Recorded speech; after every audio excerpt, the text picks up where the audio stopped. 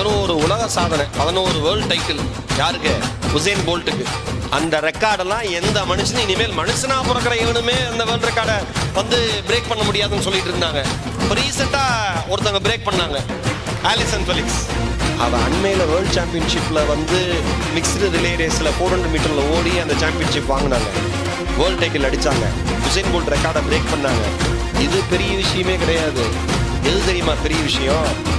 6 Olympic gold medal பெற்ற பெண்மணி, 33 வயசு, 10 மாசம் சிசேரியன் மூலமா குழந்தை பெற்று 10 மாசம் நிறைவா முடிவடையல. 10 மாசம் குழந்தை பிறந்திருக்கு. அடுத்த 10வது மாசம் இந்த உலகத்தினுடைய பார்வையை தன் மீது திருப்பிய சாதனை பெண்மணி ஆலிசன். இங்க இருக்கிற பெண்களுக்கு சொல்றேன், உங்களால் நினைத்தால் எது வேண்டுமானாலும் செய்ய முடியும்.